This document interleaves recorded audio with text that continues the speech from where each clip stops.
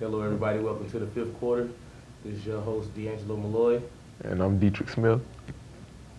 All right, today our first topic we're going to be talking about Miami's Marlins manager, Ozzie Guillen.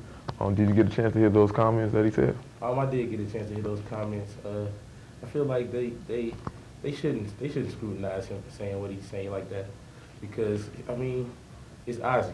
He says things like that. Yeah. They know exactly what they was getting themselves into.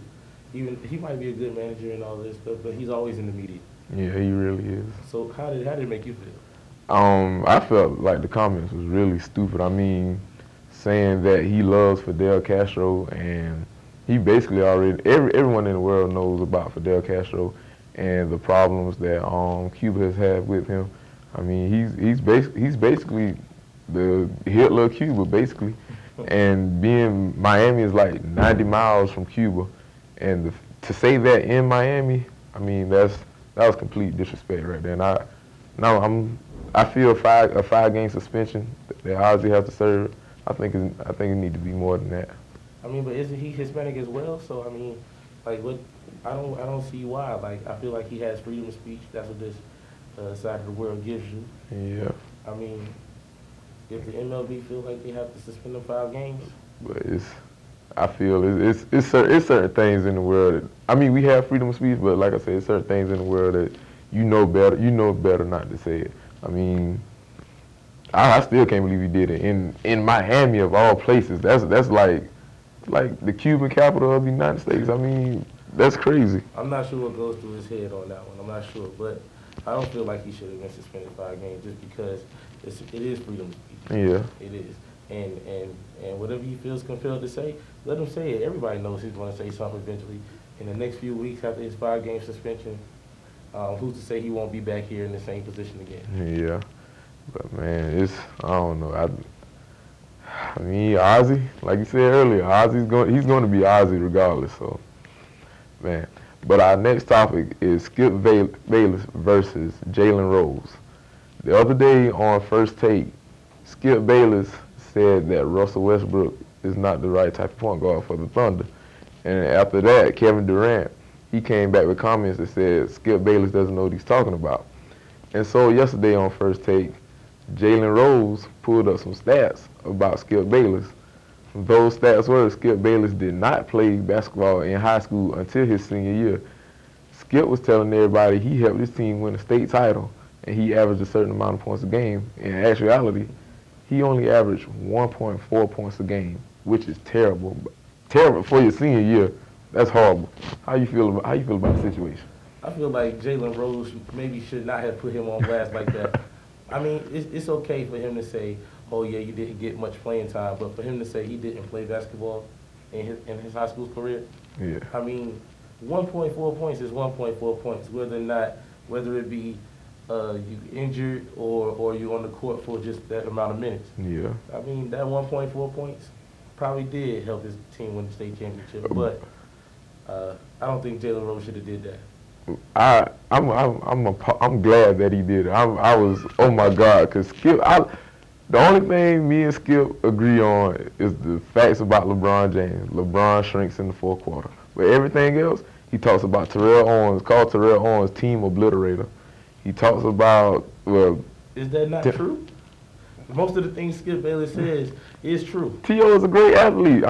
T.O. is a great athlete, but his attitude reflects on the team, on the field, and it doesn't help them win games.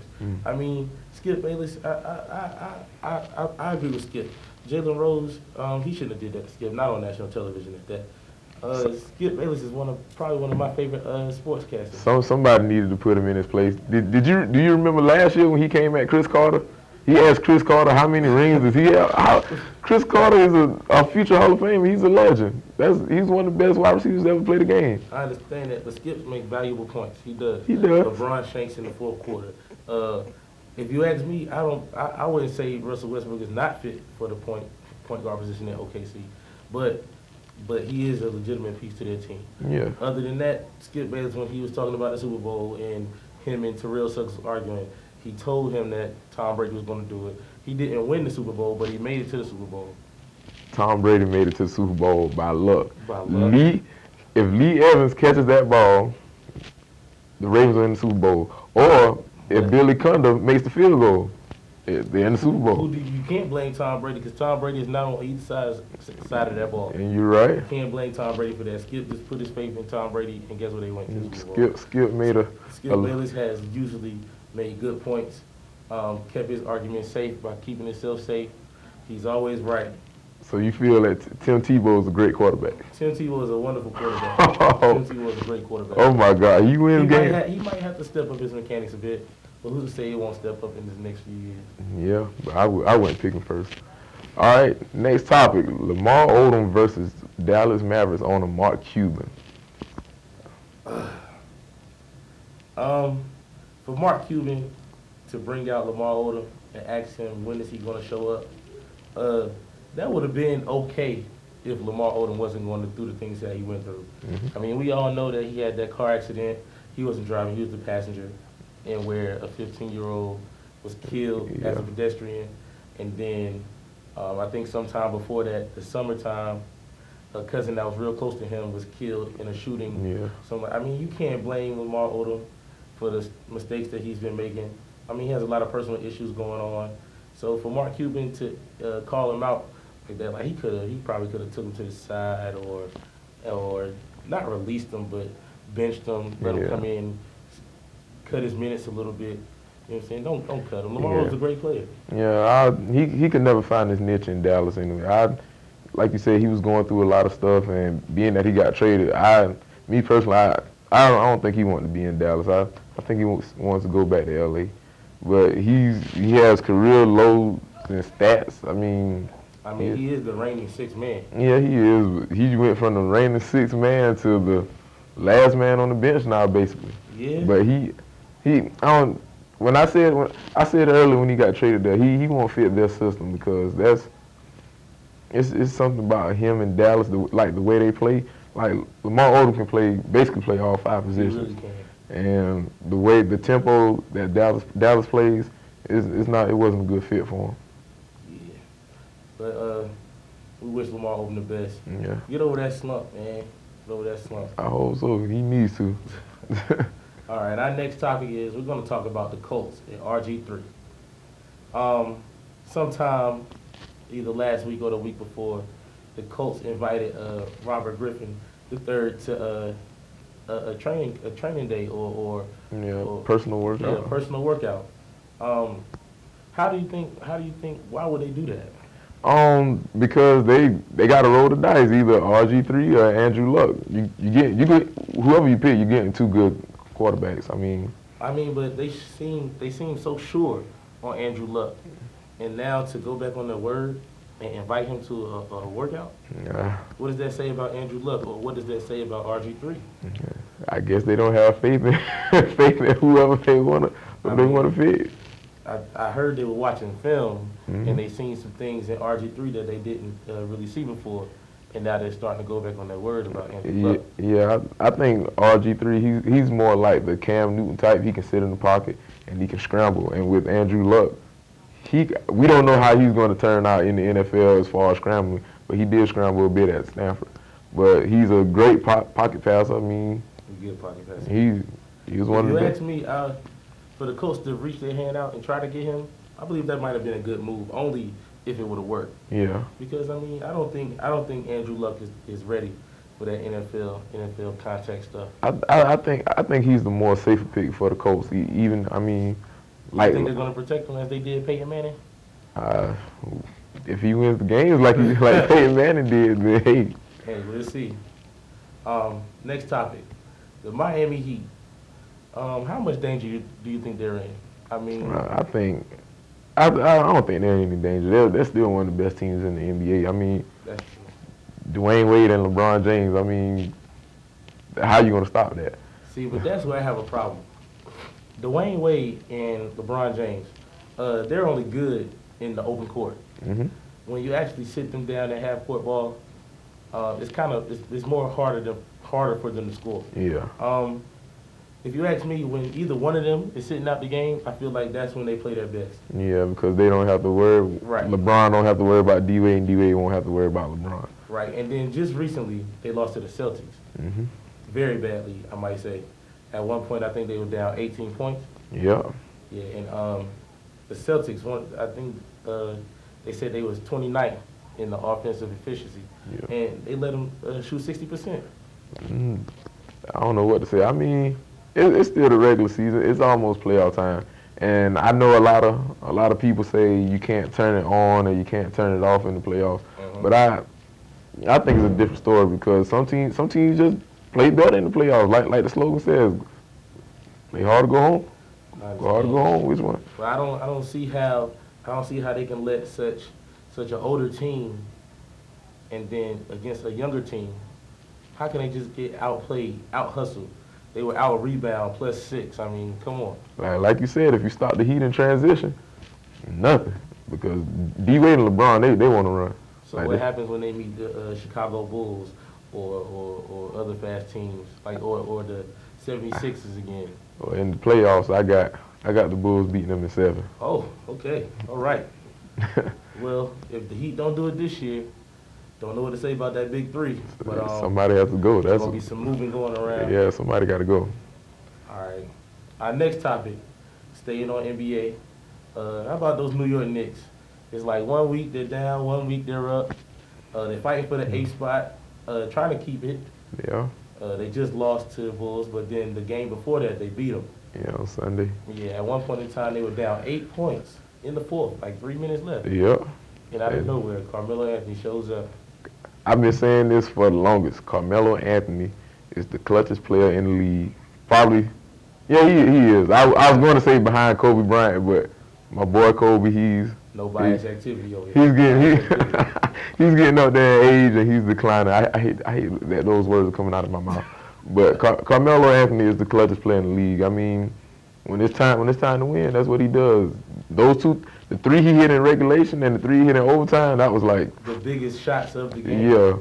I mean, Carmelo, shouts out to you. The Knicks. Do you think they should keep Amari Stoudemire around to help him?